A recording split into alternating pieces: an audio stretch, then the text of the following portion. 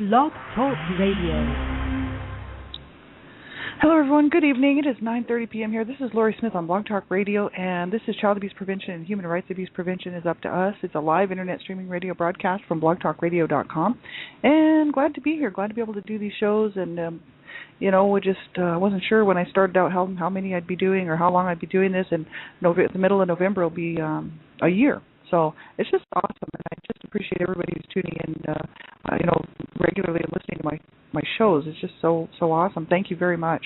Friday night, not Friday, but Wednesday night last week, we left off sort of talking about developing a safety plan, domestic violence and abuse, and because October is the National Domestic Violence and Awareness Month, down in the States, and so a lot of people are focusing on that right now, and I think it's important that we focus on it not only this month but every month of the year. This is really something that affects so many people across North America and across the world, and I think we can't talk about it enough, and so I wanted to kind of take another look at an article that I found looking around at stuff. I wanted to look at something to do with accountability because I was just over on the Dreamcatchers Talk Radio here on Blog Talk Radio co-hosting with Elizabeth Brawley, and we had Rosaura, author and activist Rosaura Torres, on the show, and she was talking about accountability in officer-involved domestic violence, which she knows all about.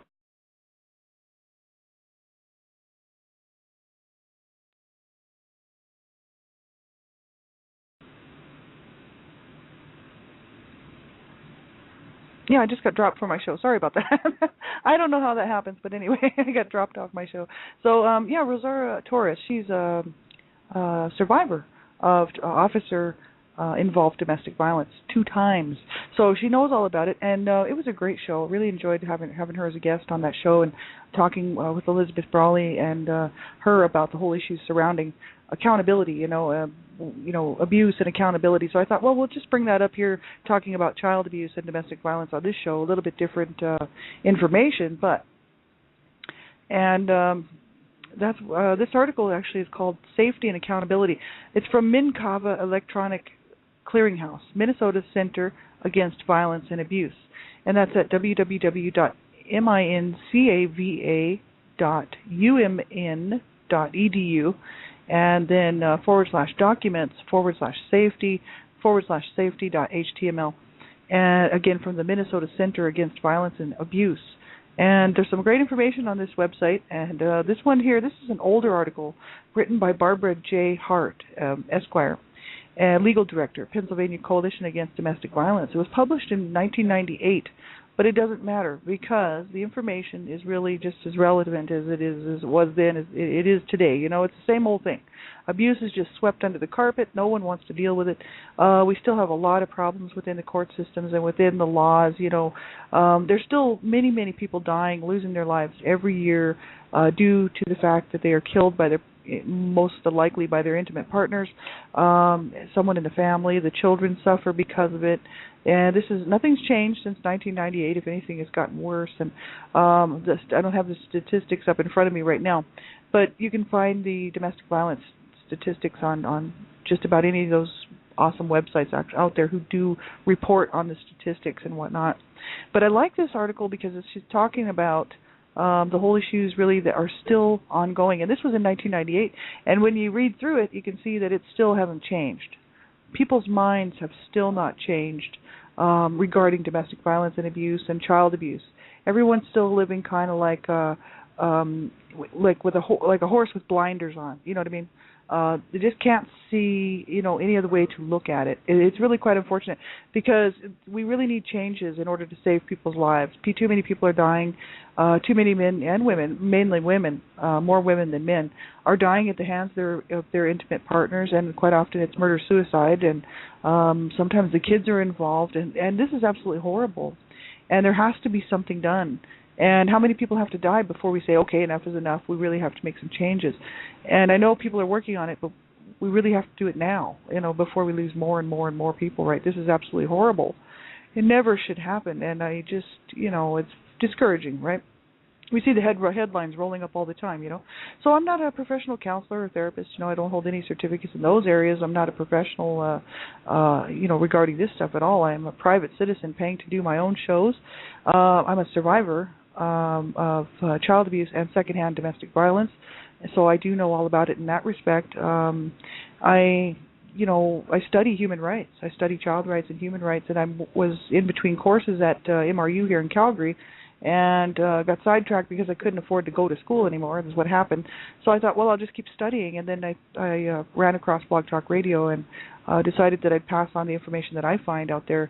I'm also the Canada Regional Director for Dreamcatchers for Abused Children, and you can check our website out at http://www.dreamcatchersforabusedchildren.com.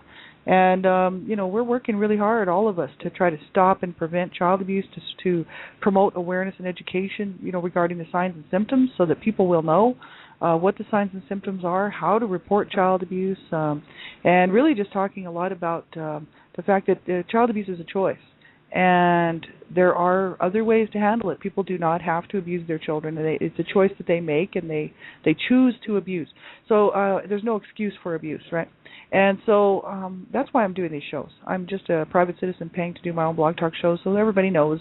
You have to listen at your own discretion. I'm talking about everything to do with abuse, and it can be quite sensitive. And so if you're not sure that you would be comfortable listening to any topics related to any kind of abuse, then you need to turn the show off, right? And if you're under the age of 18, I ask that you have someone listen to the show with you. So, because I'm all about protecting children. That's what I do. So, you need to protect yourself when you're online, know how to do it. All you have to do is type into your browser online safety, internet safety for children, this type of stuff. Type that into your browser, and it'll pull up websites with all kinds of great information on there on how to keep yourself safe online, what not to do, right? There's so many things that you really have to be aware of, and so you can save your life, really, and also so that you don't become a victim of a child sexual predator or a pedophile, right? So make sure you keep yourself safe, right? So we'll look at this website, www.mincava.umn.edu. Domestic violence. I want to pick up in this one section here, and this lady Barbara, I want to give you her whole full name again, Barbara J. Hart, Esquire. She wrote this, and this is really some good information here. I really think it's worth looking at. First of all, she says, safety and accountability, the underpinnings of a just system, right? It is an act of supreme courage for battered women to implore the civil legal system to bring its authority to bear against the violence and terrorism of batterers.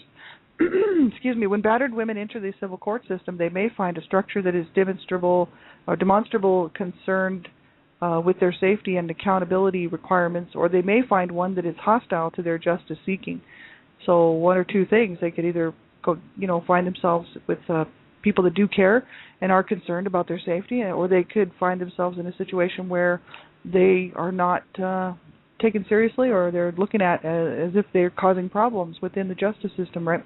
Proponents of unified family court structures have too seldom squarely addressed these fundamental requirements of battered women, and for many, the insistence by judges, attorneys, and advocates in the domestic violence field that a unified family court system incorporates structures that protect vulnerable survivors is an intense irritant. Those who would ignore the profound implications of domestic violence in family and civil law practice and the concomitant necessity, that's a hard word, necessity for court system structures that incorporate essential mechanisms to promote safety and accountability relegate adult and child victims of domestic violence to a system of accidental justice. So the balance of this paper will first briefly describe domestic violence. It will then discuss the constructs of safety and accountability, and finally examine how court administration and the judiciary might fully respond to those underpinnings of justice for adult and child victims of domestic violence. So she's written a really nice article here, and it's huge. I don't think we'll get to cover the whole thing. I want to just look at what she's talking about here with domestic violence, because it does talk a lot about the issues with the children within the home experiencing this domestic violence with their parents, right, or their caregivers, and it's absolutely horrific. It says The social science literature describes men's violence against their intimate partners as a vast array of physical assault, sexual abuse, economic exploitation, psychological degradation, property destruction, hostage-taking, terroristic threats, stalking, burglary, theft, slander, and homicide. And she lists all of her references here too. It's like, so when you go to this website, you can see that she's got every single everything that she's talking about is referenced. She's got her resources and references there. The reports of battered women reveal that most assaults by batterers are not singular, not discrete, individual acts of violence. Many involve sustained beatings that last several hours. Studies confirm that domestic violence is intentional, instrumental, and strategic, designed to achieve power and control for the batterer over the abused and her children. So now this is mainly about men who batter, right? It says men who batter their partners are consummate rule makers. They construct systems of rules designed to maintain coercive control over abused women and children. And these rules attempt to guarantee batterers the services, loyalty, obedience, undivided attention, and caretaking of battered women. Rulemaking seeks to assure unfettered access to the abused partner. Rules constrain the abused person and mandate prescribed devotion to the needs and requirements of the batterer, and rulemakers brook no disagreement and do not believe that those they control have cognizable independent interests. All interests must be subordinated to those of the batterer. So they just take total control of their partners' lives, even their thoughts. I mean, everything is under their control. Husbands who inflict domestic violence on their wives are often skillful manipulators, facile in their ability to obfuscate and reframe, able to avoiding adverse consequences for wrongdoing, capable of masking duress, adept of minimizing responsibility for abusive conduct, and effective in exacting concessions from their battered partners. It's all a form of manipulation and mind games. You know, they can totally make it look like it's the other person, it's their partner's fault. They'll get the partner to believe all of this stuff, right? They'll very good at manipulating, right? Otherwise they would never be able to get away with what they're doing. And then, of course, they make themselves out to be the best husband outside the home quite often. Nobody would believe that they would do this to their wife or to their partner, or girlfriend, or same-sex partner, or their children, right? And quite often that's the whole case behind abuse, right? It's like so many people, what I like to do is think about all these people. I know that 1 in 3 girls and 1 in 6 boys is abused sexually under the age of 18. That's the stats, that's the facts, right? So in some way, they're abused in some way sexually under the age of 18. So whether that's exploitation, unwanted sexual touching, molestation or rape or whatnot. 1 in 3 girls, 1 in 6 boys. And the stats pretty much wherever you go, that's what it'll say. Generally, sometimes people say 1 in 3 to 4 girls, 1 in 6 to 7 boys, but it changes, right? And that's underreported. They know that it's underreported. Because so many people will never disclose that they've been sexually abused, right? They just don't. And, so we know it's even higher than that. And the sad thing is I think about all the people that have been abused, right? And then I think about who the abusers were. There had to be one set, or at least one person in the home that was the abuser, that did the actual abuse, and or maybe 2, right? Because it could have been both parents, or it could have been one parent, or it could have been a sibling, or whatever. And I think about all the abusers out there for every one of these 1 in 3 girls and 1 in 6 boys. These are people sitting in our offices. These are people that work in the company, all the big companies, the big corporations. These are people that work in the stores. These are people that live right next door to you and me, and they're so manipulative that when they go to work, they're not going to tell you that they batter their wife or their husband, and they're not going to tell you that they batter their children and sexually use their children. They're not going to tell you that. They're going to be the most upstanding people out in public. And then when they get home behind closed doors, it's all different. And that's why a lot of abuse is really hard to prove unless somebody's willing to stand up within the home and say, look, we know we know a little bit different how these people are. The sad that they are very manipulative, and that's the problem. They do make it look pretty good, you know what I mean? And then they're these are people we're working with. I mean, I know this, and it bothers me because I know that some of the people that I've probably worked with in my lifetime probably abuse their children and abuse their partners, but you wouldn't even know it because they're not going to come up to you and say, well, yeah, last night I beat the crap out of my wife and kids, and or some woman's not going to say, oh yeah, last night I just trashed my husband and my kids. They're not going to tell you that, right? And so we don't always know who the abusers are, right? They're very sneaky, very manipulative, and that's why they get away with what they get away with, right? Domestic violence in all of its complexity may be simply understood as conduct targeted at an intimate partner to achieve and maintain ownership and control of the battered woman. So many professionals, including judges, court administrators, now this is where I think this is important here that people see this, right? Many professionals, including judges, court administrators, and attorneys, believe that battered women will be safe once they separate from the batterer. They also believe that women are free to leave abusers at any time. However, leaving does not usually put an end to the violence. And that's just what I think people need to pay attention in this article, is the fact that professionals, including the judges, the court administrators, and the attorneys who are all supposed to be protecting these people and upholding the laws, believe that many of them probably believe that battered women will be safe once they're out, separate from the batterer, and that they believe that women are free to leave their abusers at any time, which we all know is not the case. And so, well, we should all know it. The education's out there, the information's out there. People just got to start paying attention. It's very, very sad. And it says the National Crime Victimization Survey recently reported that upwards of 30% of all women homicide victims had been killed by a current or former husband or boyfriend. And the rate of femicide by husbands was 25 times higher than women who, when women were separated from their husbands than when married and cohabiting. So it's even higher than that when the women are separated. So once they leave their husband, they're 25, or their boyfriend or whoever the abuser was, they're 25 times higher than that to be killed by their husbands or partners, right? That is horrible, my God. It just increases the risk. So sometimes that's not the answer because there's no protection for them once they're out. What's a restraining order? It's a joke, personal protection order. Half the time, it's breached. And if you go on to the National Coalition Against Domestic Violence, the NCADV website, ncadv.org, you can see they've got the information there, which we were talking about last week and the week before about how many women, they have the stats about how many women who had personal protection orders, restraining orders and stuff, were actually they were breached, and how many women were killed because of that. And it's absolutely horrible. It just doesn't work. You know what I mean? Something's just not working, and that's the whole thing. And that's why we really need something done. And so, just to excuse it away because nobody knows how to handle it, what everybody's supposed to just shut up and go away and sit down and be quiet because nobody has the answers to this stuff. This is why people are speaking out, because we need the answers to this stuff. We need to figure it out.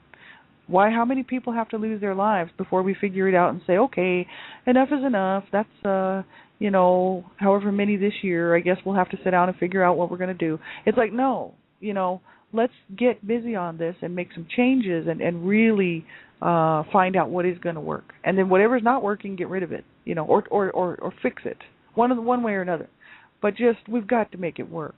Like people, I think it's disgusting and despicable that people are on the run from their partners and they have no protection, and they whether they have their children with them or not, lives are being completely destroyed, lives are being lost, and this is the sad part. It bothers me that nobody seems to really care. I try to put myself in one of these people's shoes. Well, because I was in one of these people's shoes. You know what I mean? So it's real easy for me to put myself in these people's shoes because I was there. And so I know what they're going through. And the sad thing is that at the time, there is no help for them. There is no hope for them. And even if half the time, if they do make it to a domestic violence shelter, does it mean they're safe? No. Half the time, if they're put into, they move to another city, are they safe? Sometimes no.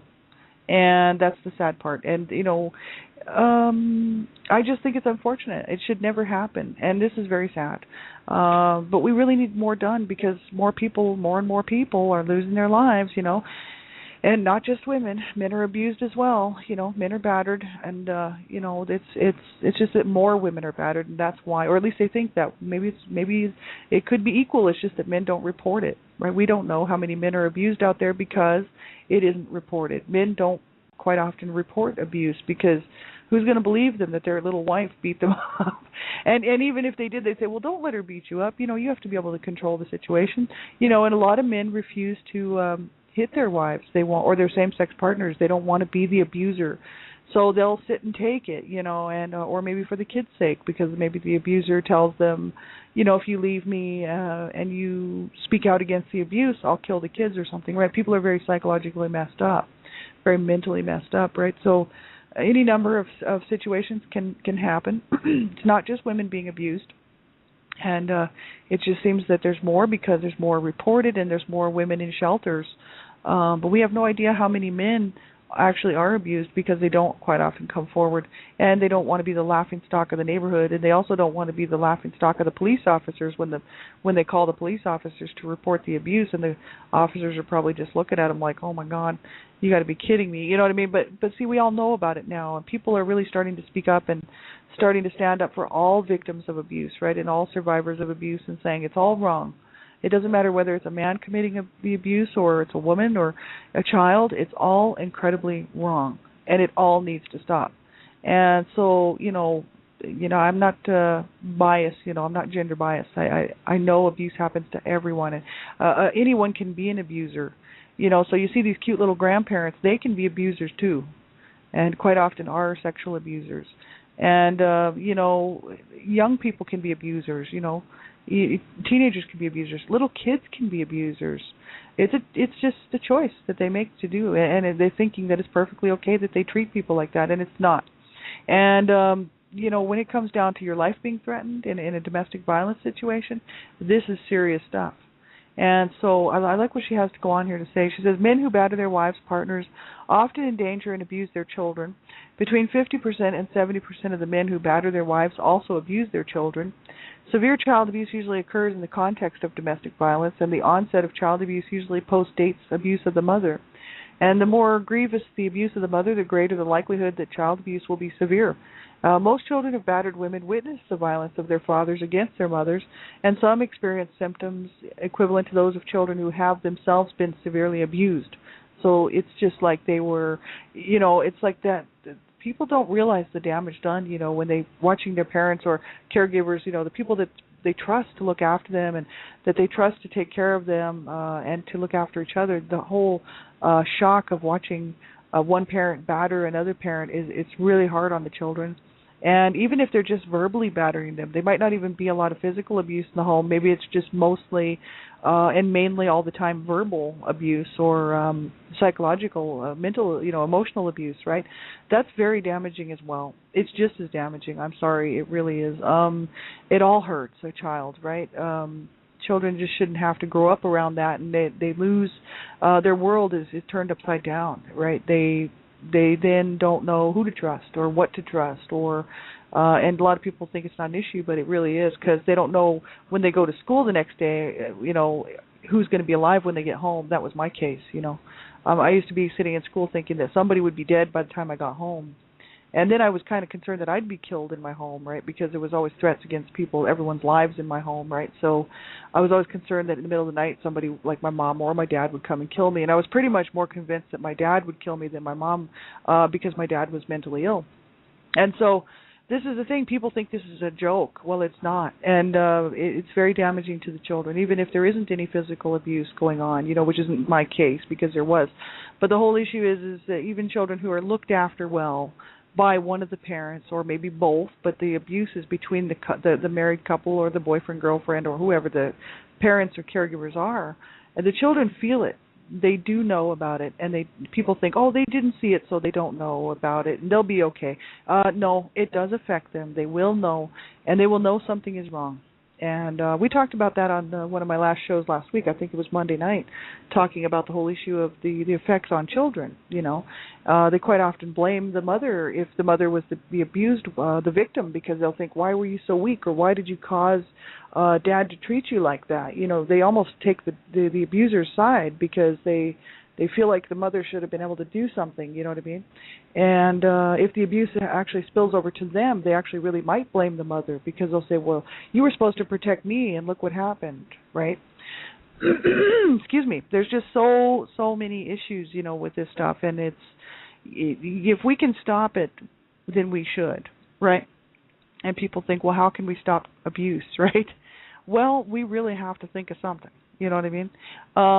We need, first of all, a lot more education out there. A lot of people, I talk to that I talk to in my daily walk, because I'm an advocate standing up against abuse of all kinds, really, but mainly against child abuse.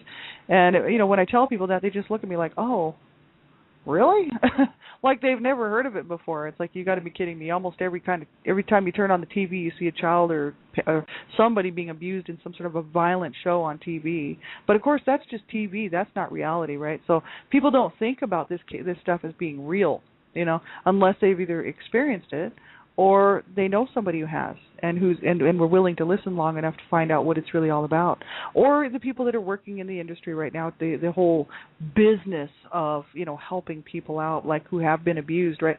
That's all secondary and tertiary prevention. But what I'm doing is all about primary prevention, which is education, raising awareness and education, which is the number one way to stop and prevent child abuse. Reason why is because it stops it before the abuse actually happens.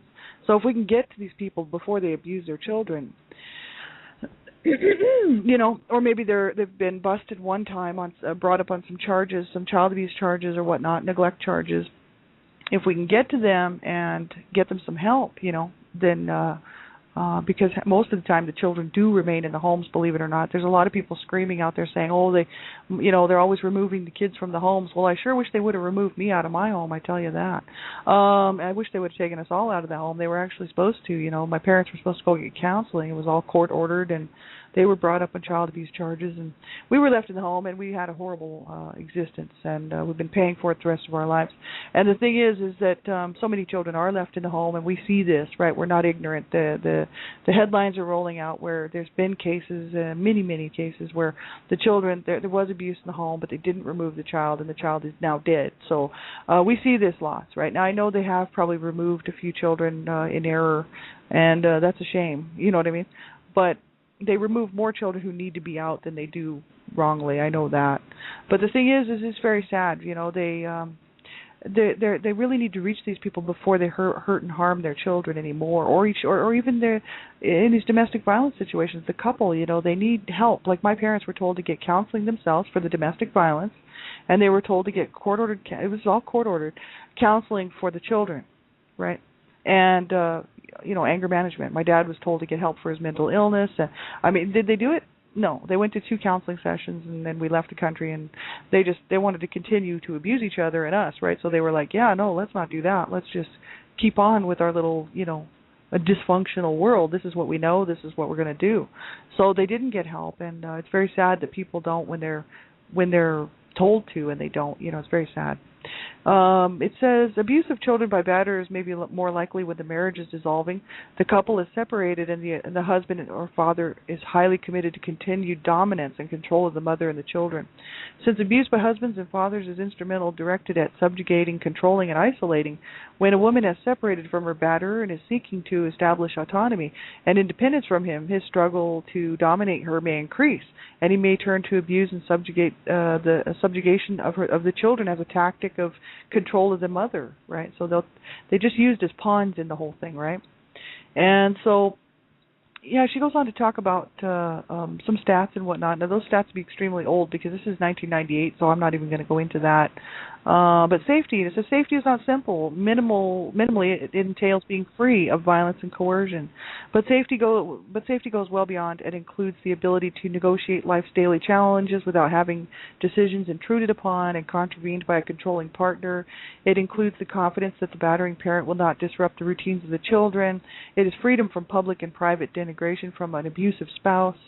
It is a cessation of stalking. It is the knowledge that disagreement with the child's father will not precipitate violent retaliation, and court structures and processes promoting safety, right?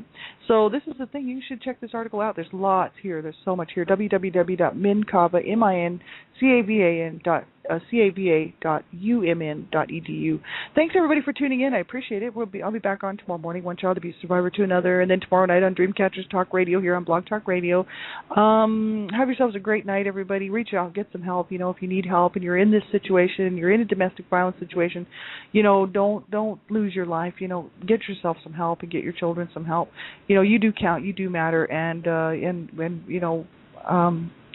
just keep looking for that help, reaching out, right, wherever you can, right? And have a great night. We'll talk to you soon. Bye-bye.